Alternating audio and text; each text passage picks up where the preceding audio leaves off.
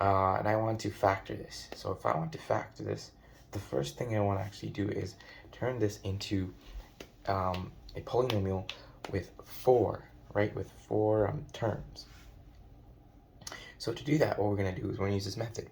We're going to find two numbers that multiply to C, and it's the same two numbers that add to B. So it has to multiply, or I can just do, instead of multiply, I can just say, put X symbol here, and I can say multiply to my value of 2 and add to my value of 3. So two numbers that I know, you have to know this off the top of your head. You have to know like how to do this off the top of your head, right? So two numbers I know that multiply to 2 are 1 times 2. And do they add to 3? Yes, they do. 1 plus 2 is basically equal to 3. So we can use these two numbers. The next step is to actually break down our 3x, right, into these two numbers that we have here. So I'll show you how it's done.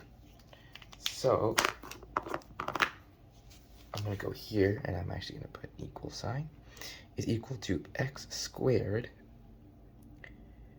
plus x, and then plus 2x plus 2. See, both of our, the reason why I put x instead of 1, right, because it just represents 1. So it's basically the same thing as saying 1x, right? Same thing.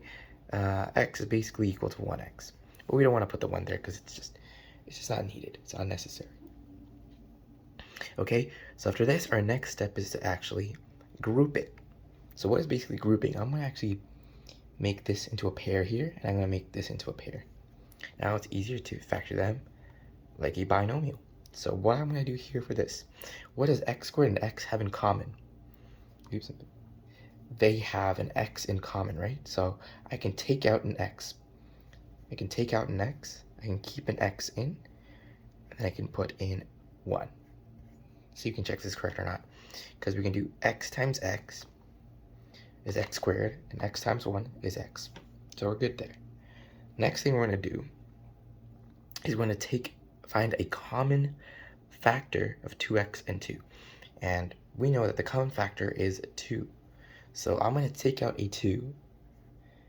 And what would happen here? I would have to put an x here, because 2 times x is 2x, and then I would have to put here 1. And know if you did factoring correctly, what would happen is that whatever's in brackets here and whatever's in brackets here would be the same.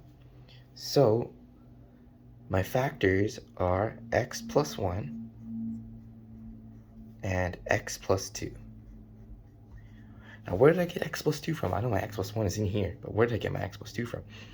Where I got my x plus 2 from is from this one right here, this x value right here, and 2 right here. Both of those are where my second factor came from. So that is how you can factor a trinomial. Thank you for watching.